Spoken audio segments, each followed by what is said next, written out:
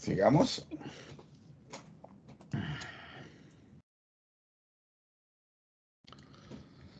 Entonces, cuando estamos hablando en el caso de una conducción, tenemos que agregarle el concepto de pérdida de carga a la ecuación de Bernoulli para que la ecuación pueda seguir siendo todavía válido, pero ahora con la característica que es una ecuación modificada a una condición de un fluido ya real normal.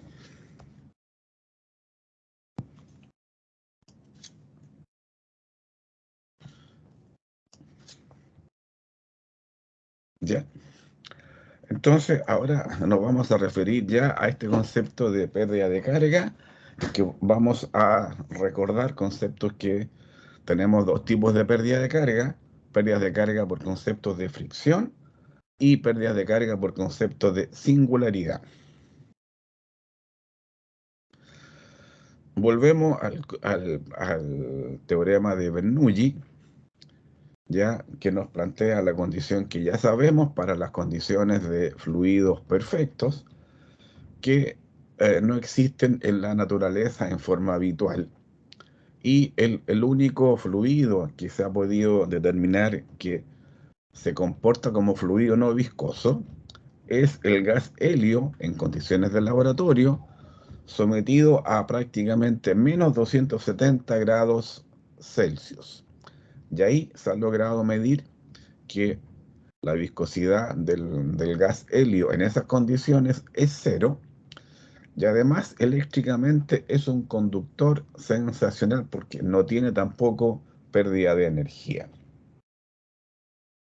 Entonces, ¿en qué contexto nosotros podemos, volviendo un poco hacia atrás, aplicar el principio de Bernoulli en la forma en que ya lo habíamos visto? ¿En qué contexto lo podemos aplicar? Lo podemos aplicar primero en los casos en los cuales se den las condiciones que había considerado Bernoulli cuando propuso su principio: viscosidad cero, flujo incompresible, caudal constante. Y cuando Mike Osborne definió o propuso su concepto de flujo laminar, se dieron cuenta que también el principio de Bernoulli tenía que tener esta condición de flujo laminar para una línea de corriente. ¿En qué otro contexto, se puede aplicar la ecuación de Bernoulli en su forma original? En el contexto de que cuando nosotros consideremos por alguna condición que las pérdidas de carga entre el punto 1 y el punto 2 son de muy baja magnitud y las podemos considerar despreciables. Esto probablemente nos va a quedar más claro cuando me refiera eh, al siguiente tema. ¿Cómo se debe determinar el peso de un objeto en la Tierra, que lo estamos midiendo sobre la superficie?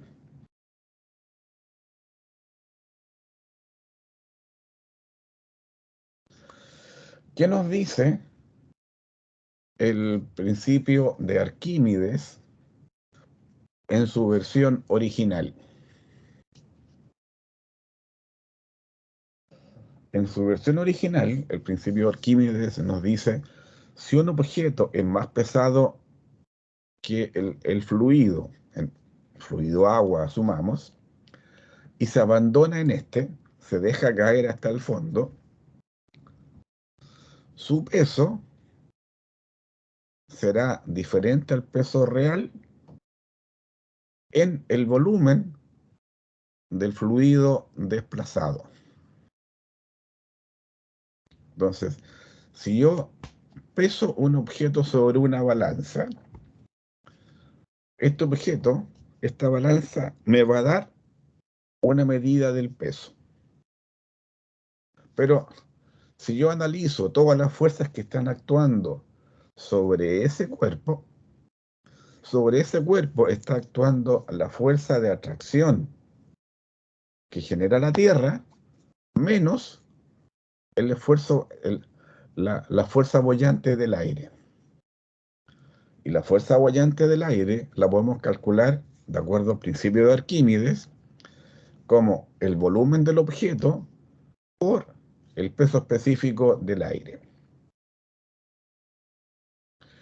Y dado que el peso específico del aire tiene un factor de 1, algo kilos por metro cúbico, su impacto es tan menor que usualmente asumimos que el peso de un objeto lo calculamos directamente con la expresión masa por aceleración de gravedad.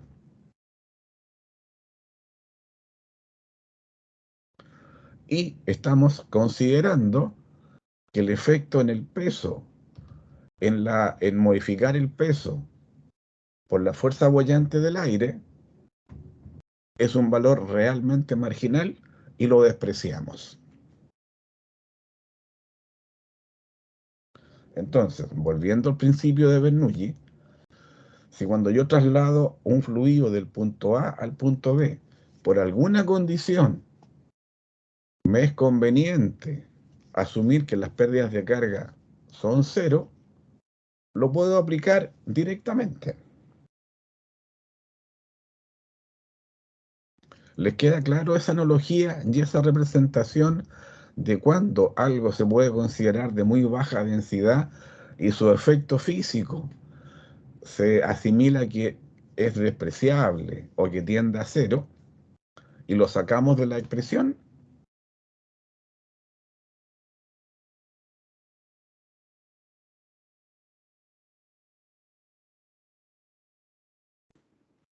Pero la pérdida de carga es la que se debería estar Claro, si en... nosotros vamos al contexto de la ecuación de pérdida de carga, tenemos aquí que tengo el Bernoulli medido en el punto 1 va a ser igual al Bernoulli medido en el punto 2 más las pérdidas de carga. Si yo así asumo que por una condición que yo me autodefino voy a considerar que las pérdidas de carga son despreciables, puedo usar directamente la ecuación de Bernoulli en la forma que fue propuesta por él. De la misma manera en que yo digo hoy día, oiga, para efectos prácticos, el peso de un objeto lo calculamos con la ley de atracción universal, que nos dice que el peso de un objeto es igual a su masa por la aceleración de gravedad. Porque hemos asumido que el efecto boyante que nos genera el aire sobre ese cuerpo es de tan pequeña magnitud que no nos va a afectar el no considerarlo en nuestros cálculos.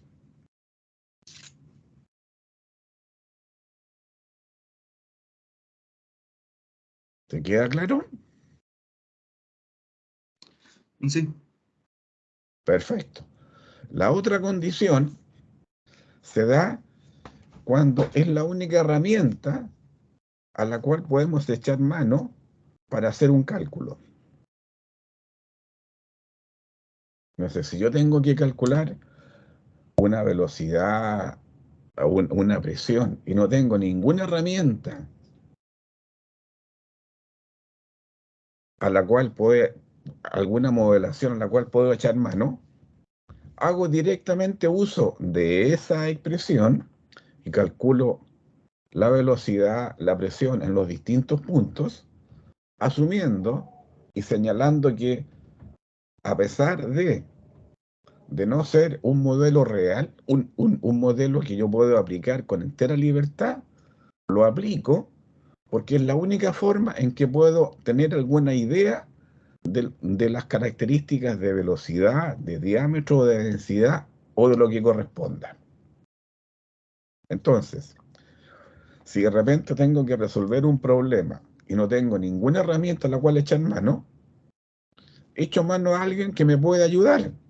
Y el que me ayuda en los problemas de hidrodinámica es nuestro amigo Daniel Bernoulli. Entonces, cuando es la única herramienta en la cual puedo hacer uso, voy a obtener un resultado que no es el resultado óptimo, pero sí es un buen resultado.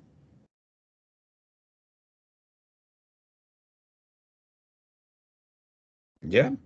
Entonces, cuando aplico el principio de Bernoulli, tengo que entender en qué contexto lo quiero aplicar. ¿Ya? Y en el mundo real, como ya indicamos, tenemos que agregar el concepto de pérdida de carga, ¿ya? Y esta pérdida de carga se debe a la fricción de al roce de las partículas del fluido con las paredes y con las láminas del fluido. Y también a un fluido yo le puedo agregar o quitar energía. Y consecuentemente, la ecuación de Bernoulli ya para el mundo real es la que aparece aquí, en que hemos considerado las opciones de agregar o quitar energía en la variable E sub h, y hemos considerado la pérdida de carga cuando trasladamos el fluido del punto 1 al punto 2. Entonces, cuando estamos en el mundo real, tenemos que usar la versión modificada de Bernoulli para el mundo real.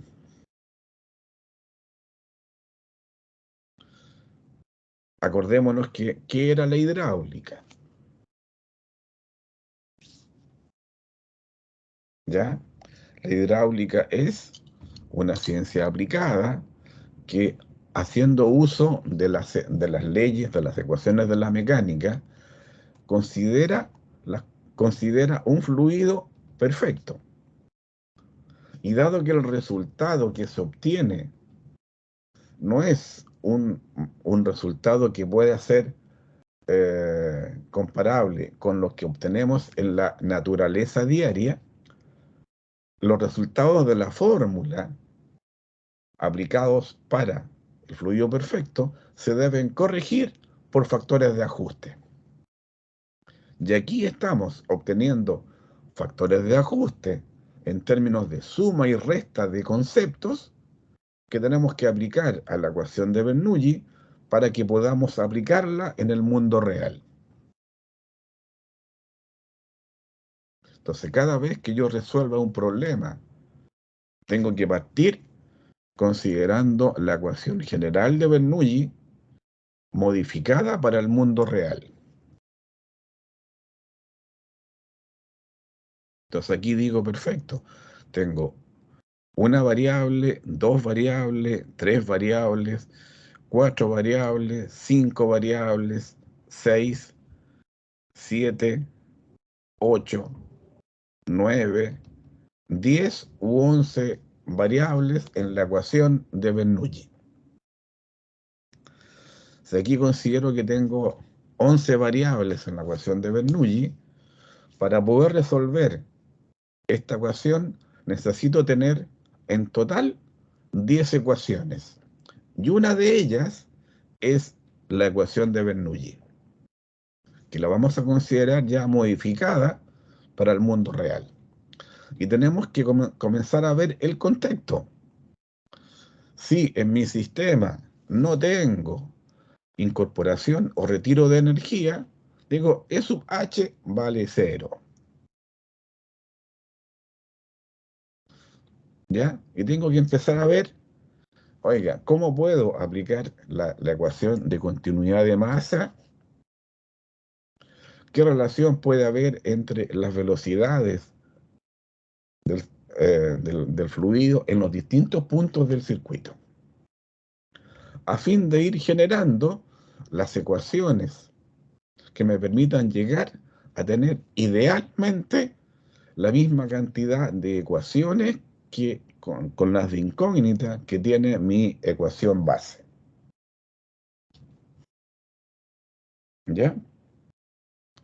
Pero volvamos al concepto de pérdida de carga.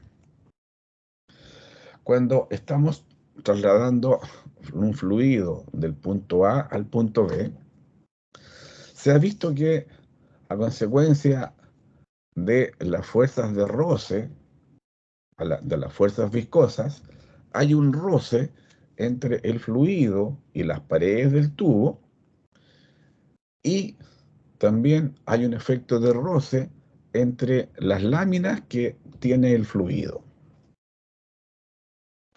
Entonces, y también, ¿qué nos indica la segunda?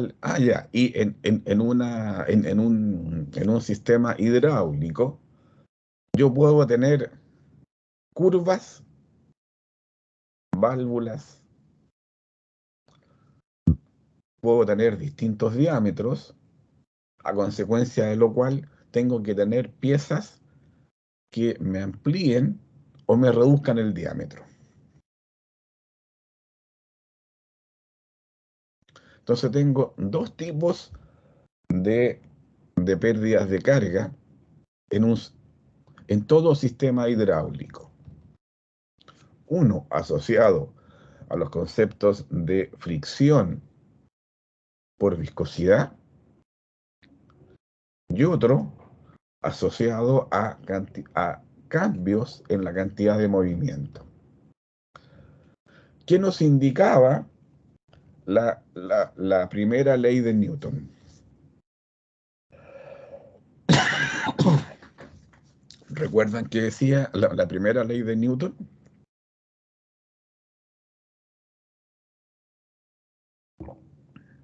Ley de conservación de la energía.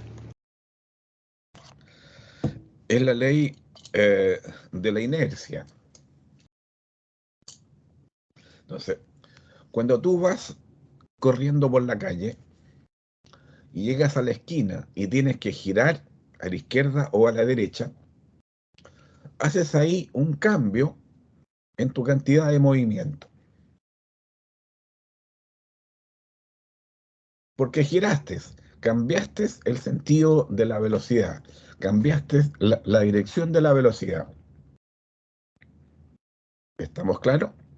Cuando yo voy corriendo y giro a la izquierda o a la derecha, hago un cambio en el vector, en el vector de velocidad. Para hacer ese cambio es un cambio gratuito. No, no es un cambio Requiere gratuito consumo de energía. porque tiene un consumo de energía. Entonces, cada vez que en un circuito yo tengo un cambio de la velocidad o de la dirección y el sentido de la velocidad o de la magnitud de la velocidad, tengo también un consumo de energía. Entonces tengo dos tipos de pérdidas de carga: por fricción y por efectos singulares. Entonces, por fricción, ocasionadas y relacionadas directamente con la viscosidad. Y los cambios singulares se dan cuando la masa que se está transportando por la tubería, por alguna condición, tiene que cambiar su velocidad. El vector de velocidad.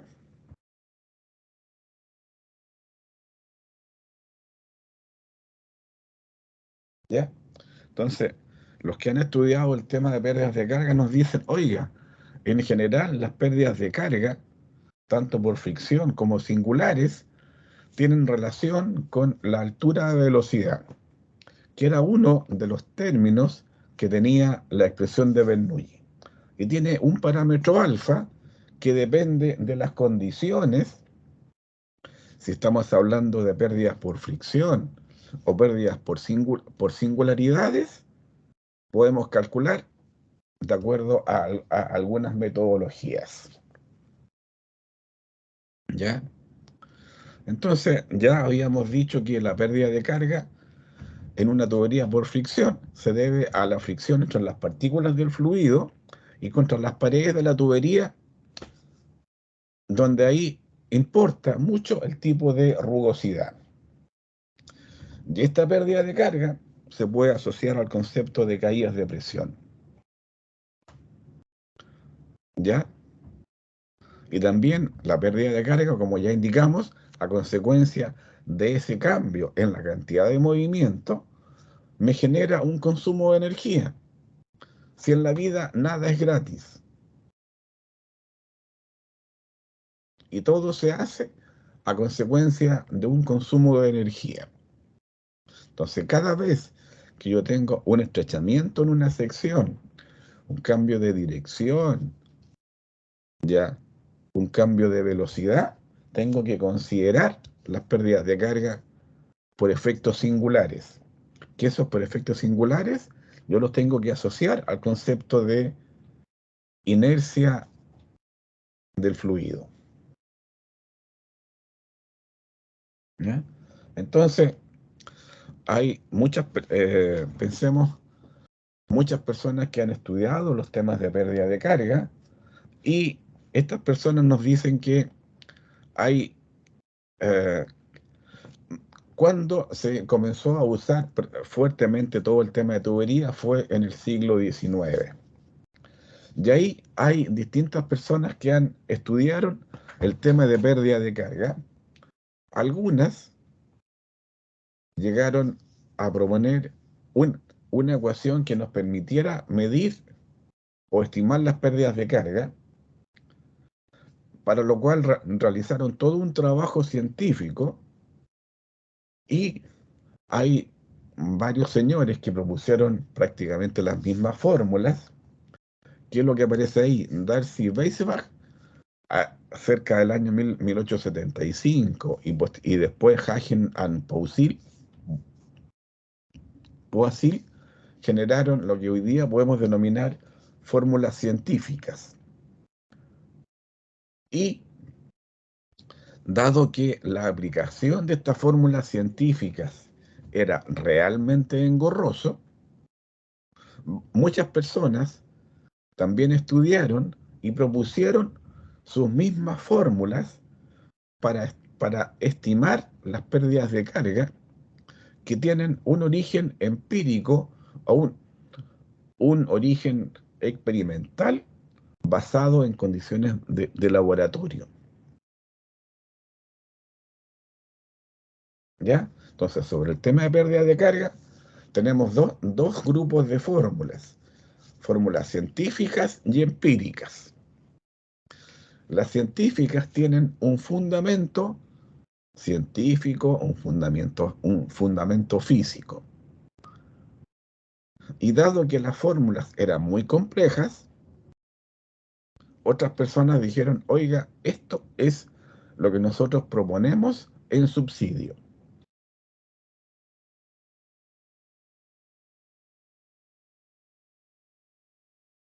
¿Ya?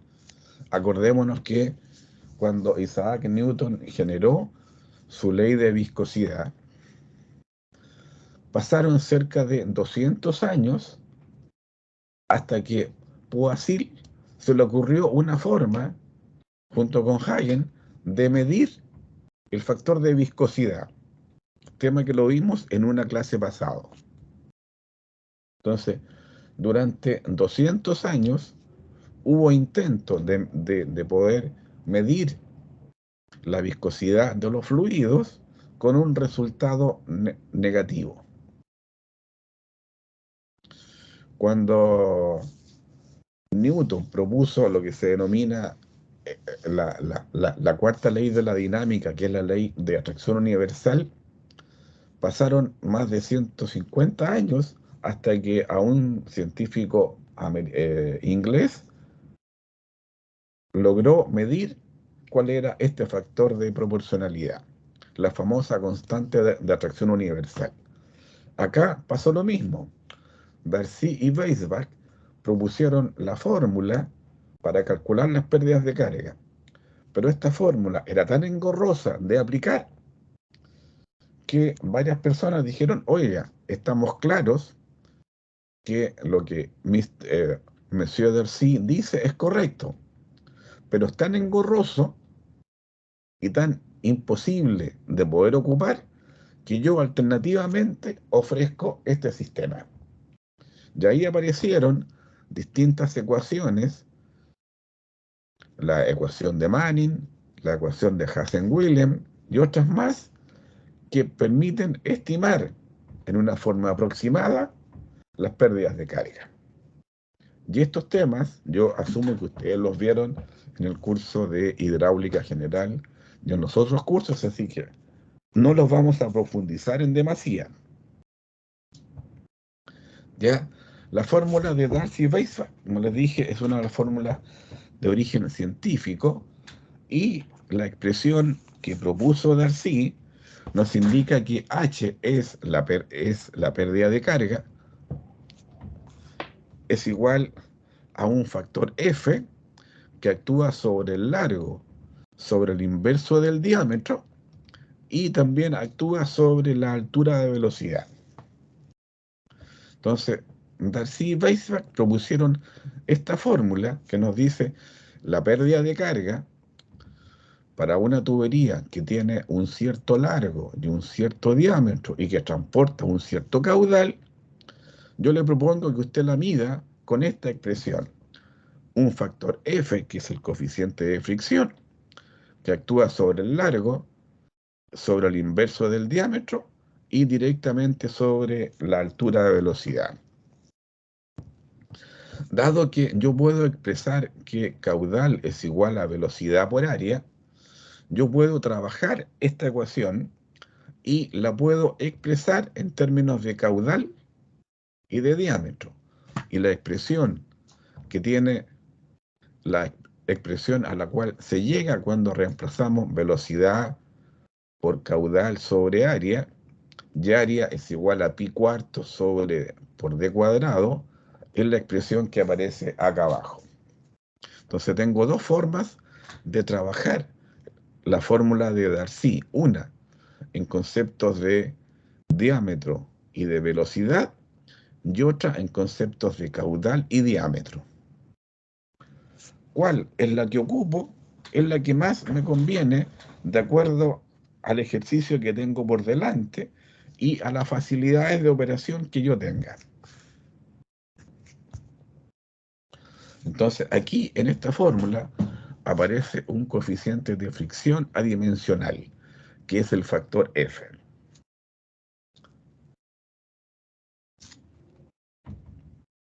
¿Ya?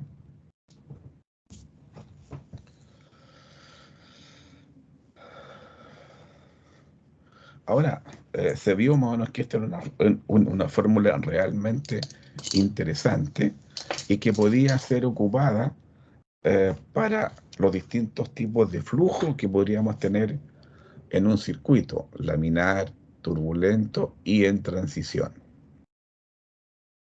Entonces, esa es la fórmula que nos propuso Darcy y Weisbach.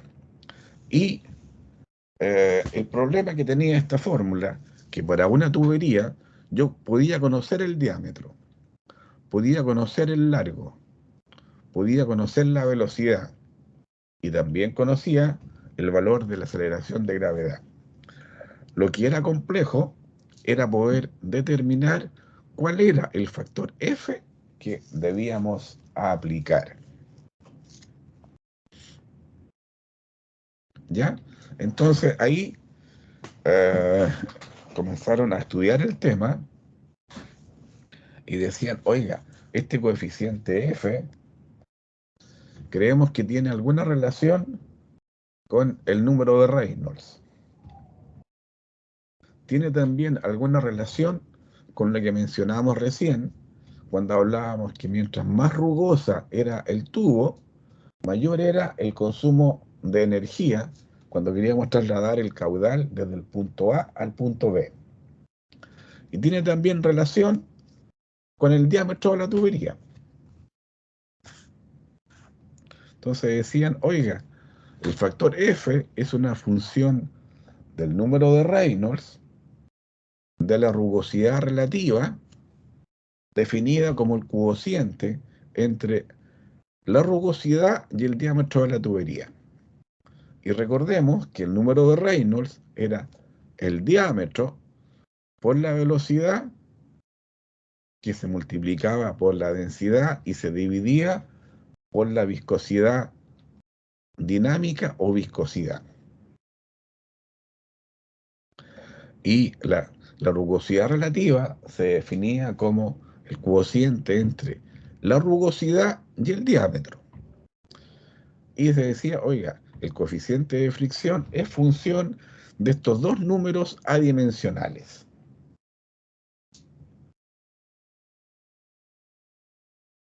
¿Ya? Entonces, cuando se generaban, se producían las tuberías a nivel industrial, se podía medir el grado de rugosidad. Entonces hay distintas personas que comenzaron a estudiar los temas de fabricación de tuberías y dicen, oiga, todas las tuberías plásticas se producen razonablemente con el mismo sistema. Lo mismo pasa con las tuberías de vidrio, las tuberías de hormigón y todas las cosas. Y nos dicen, oiga, los valores de rugosidad absoluta en las tuberías de plástico es del orden de 0,015 milímetros. En los casos de tubería de poliéster reforzadas con fibra de vidrio es 0,01 milímetros. En el caso de tuberías de hormigón se ha visto que esta rugosidad varía entre 0,3 y 3 milímetros. ¿Ya? Pero el tema seguía siendo complejo. Entonces, distintos científicos comenzaron a estudiar cómo poder caracterizar este factor F en la fórmula de Darcy. Y uno de los primeros fue un científico alemán, Blasius, que dijo, oiga, yo propongo calcular el factor F que se debe aplicar en la fórmula de Darcy con esta expresión. Pero esta expresión es función del número de Reynolds y es válido para tubos lisos, siempre que el número de Reynolds sea inferior a 100.000 o a 10 elevado a 5. Entonces, hacia el año, si se fijan, la fórmula de Darcy se produjo hacia el año 1875 y 36 años después, Blasius hizo este aporte. O sea, hubo 36 años en que la fórmula de Darcy no se podía ocupar. Y Blasius dijo, oiga, yo propongo este criterio porque este es el fundamento de respaldo que tengo. Tubos lisos y número de Reynolds menor a 10 elevado a 5. Después siguieron otros científicos alemanes, Brandt y von Karman, que dijeron, oiga, creemos que la expresión que nos permite calcular el valor f tiene esta relación. 1 partido por raíz de f igual a menos 2 veces el logaritmo de 2,51 partido por el número de Reynolds y también partido por la raíz del factor f. Que decían, oiga, esta fórmula se amplía el rango de validez. Después apareció otro científico alemán, Nick Rudace, que dijo, oiga, la fórmula que yo propongo es esta, pero esta fórmula es válida para tuberías rugosas. Entonces ya teníamos un criterio para tuberías lisas, otra para tuberías rugosas, y había que definir cuándo una tubería se caracterizaba como tubería lisa o como tubería rugosa. Y aparecieron dos científicos americanos, Colebrook y White, que dijeron, oiga, creemos que tanto Brandt y von Karman como Nick Rudace tienen razón y la fórmula con la cual hay que calcular la pérdida de carga es esta.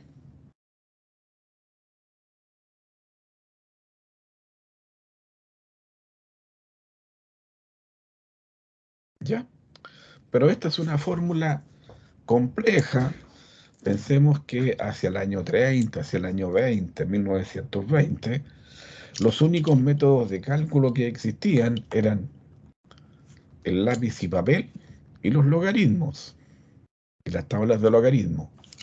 Consecuentemente, calcular cualquiera de estas fórmulas era un tema realmente complejo. Y en el año 1944 apareció otro científico americano que dijo, oiga, la ecuación que propone Colebrook and White, yo la he podido llevar a un abaco, y el abaco que propongo es este, que conociendo usted el número de Reynolds y la rugosidad relativa, puede entrar a estas gráficas y obtener el valor del coeficiente de fricción que puede aplicar en la fórmula correspondiente de Darcy. Entonces recién en el año 1944, ya casi 90 años después, perdón, 70 años después, ya que se propuso la fórmula de Darcy, recién ahí apareció un sistema, un método de trabajo que podía aplicarse para usar la fórmula del diagrama de la fórmula de Darcy y Weisbach para calcular las pérdidas de carga. También hubo otro científico, otro grupo de científicos, Hagenan Poiseuille, que establecieron que para el caso de régimen laminar, la fórmula de Darcy era válida y que el factor F se podía calcular con la expresión de 64 sobre el número de Reynolds. Entonces, si teníamos un circuito que el flujo se comportaba con la característica de flujo laminar, Hagenan Poiseuille nos decían, oiga, el factor F de la fórmula perdón, algo me pasó aquí, se me corrió esta cosa, lo puede calcular con la fórmula de 64 sobre el número ahí.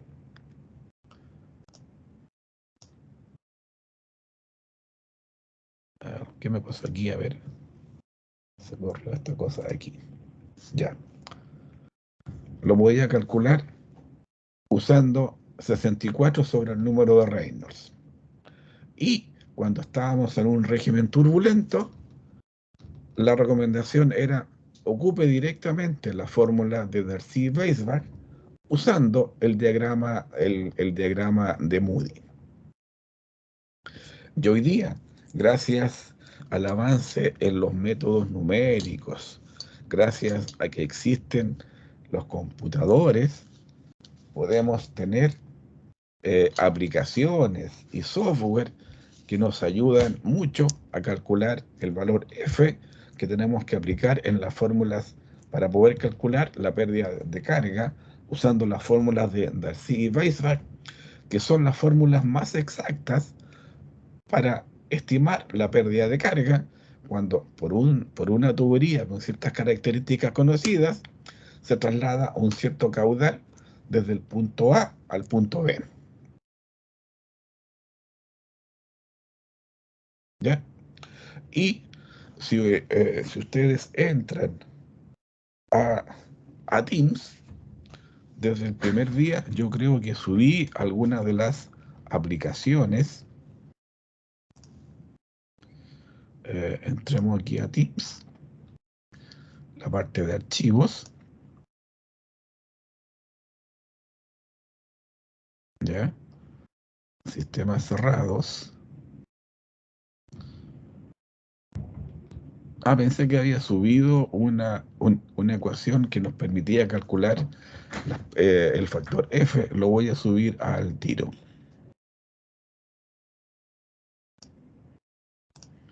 Déjenme buscarlo. Y lo subimos al tiro.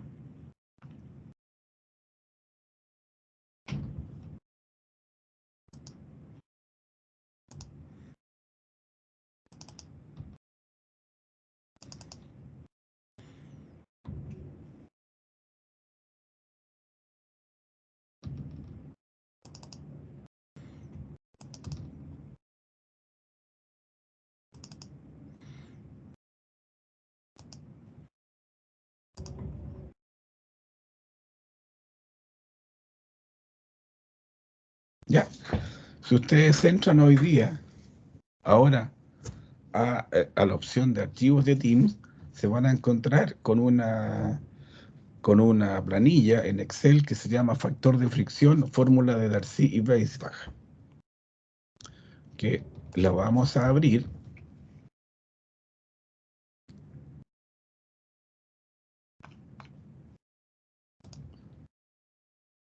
¿Ya?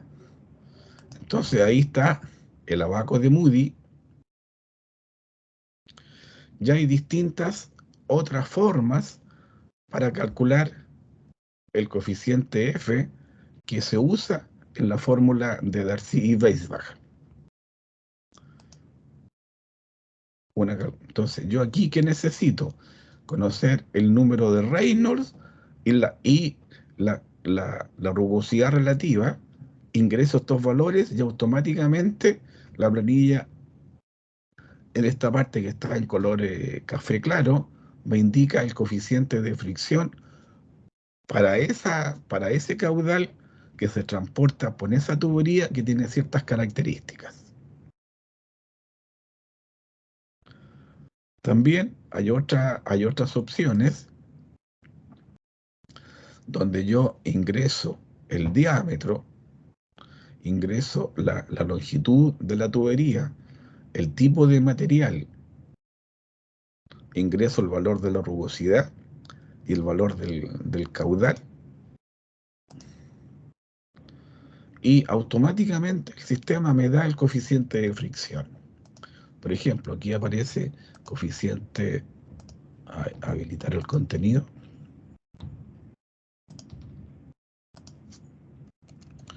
Tenía diámetro 0,5, lo cambio a 0,6. Veamos si no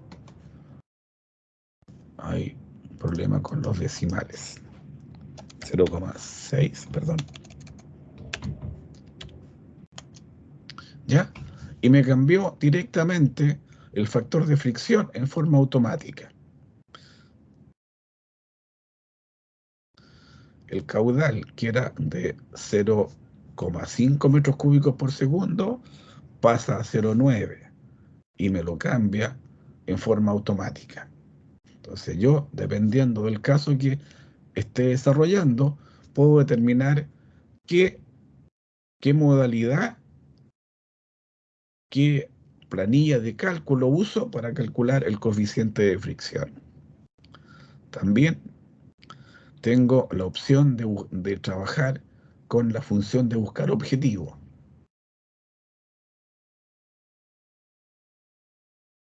Entonces, dependiendo del cálculo, del ejercicio que esté haciendo, es la aplicación que uso para determinar el coeficiente de fricción. Y eso ustedes lo pueden bajar hoy día directamente de la opción de archivos de Teams. Sigamos con el tema.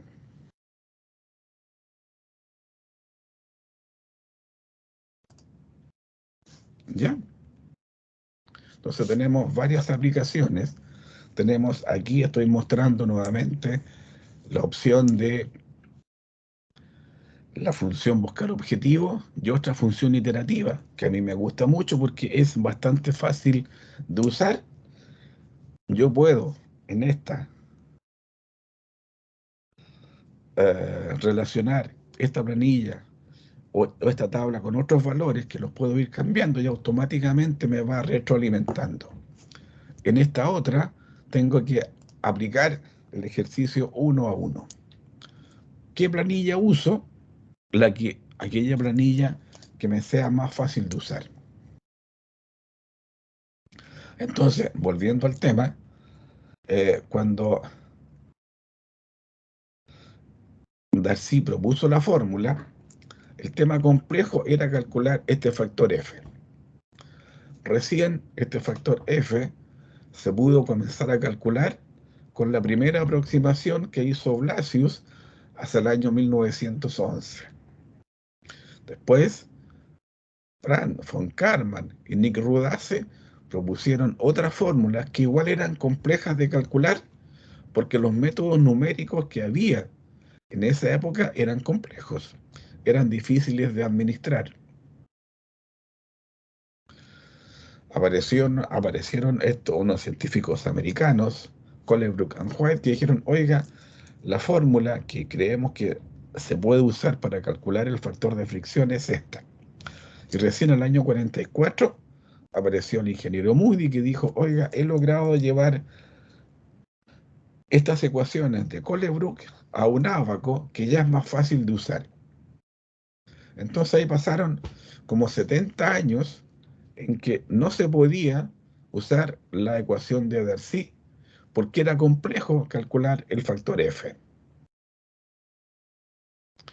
Entonces aparecieron algunas ecuaciones, por ejemplo, de Manning, 15 años después, apareció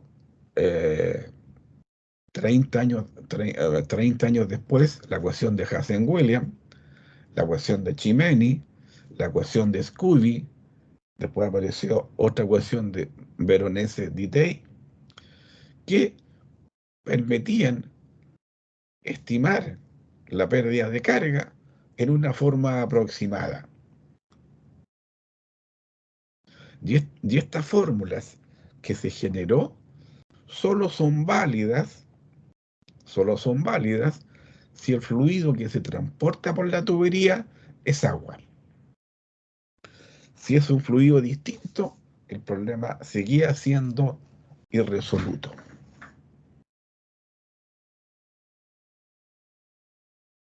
¿Ya?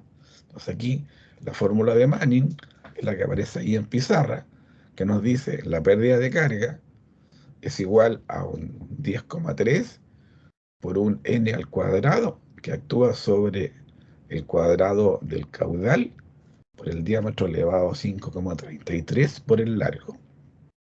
Y esta fórmula requiere conocer ese coeficiente de rugosidad adimensional que Manning estableció. Ya hay distintas personas que comenzaron a trabajar para determinar qué valores debía tener ese coeficiente de rugosidad según el tipo de material.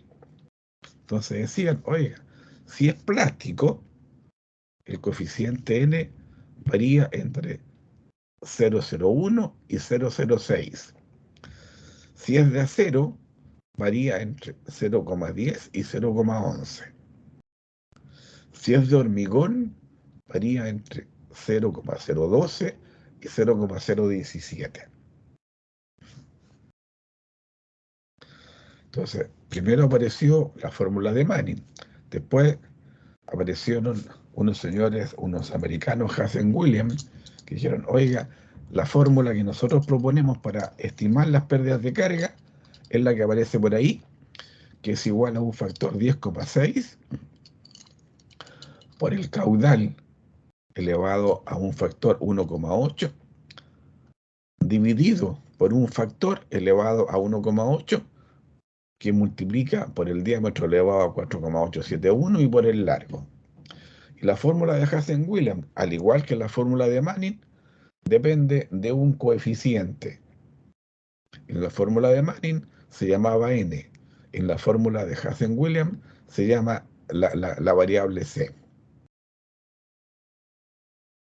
Y también algunas personas comenzaron a trabajar y dijeron, oiga, este coeficiente c tiene estos valores. Entonces, si usted está trabajando con cañerías de asbesto, use un C de 140. Si es tubería de plástico, el C que corresponde usar es de un valor de 140 a 150. ¿Ya? Ya hay distinta información que uno puede encontrar. Y lo mismo pasa allá. Y la fórmula de Hazen-Williams, que es una de las fórmulas más usadas, tiene validez si el diámetro interior varía entre 50 a 1850 milímetros. Si el número de Reynolds varía entre 8000 y 2 millones. Y la velocidad del fluido es menor a 3 metros por segundo. También apareció la fórmula de Chimeny, que se desarrollaron para trabajar con asbesto cemento, material que ya no se usa en Chile, la fórmula de Scudi para tuberías en aluminio. Ya están también los coeficientes de Scudi que aparecen aquí asociados a este factor K. Y la fórmula de Veronese que se estableció para trabajar en tuberías de PVC que aparece ahí. Entonces, estas fórmulas son fórmulas que permiten estimar y que se desarrollaron por el grado de dificultad que tenía calcular el factor F en la fórmula de Darcy. Situación que con los aportes de Blasius, de Pratt, de von Karman, de Nick Rudace, de Colebrook and White, de Moody, y con el avance de la tecnología, hoy día disponemos de herramientas computacionales que nos hacen la vida realmente sencilla. Hacemos el pequeño break y nos vemos en 10 minutos más, ¿les parece? Sí, profe. Perfecto, gracias.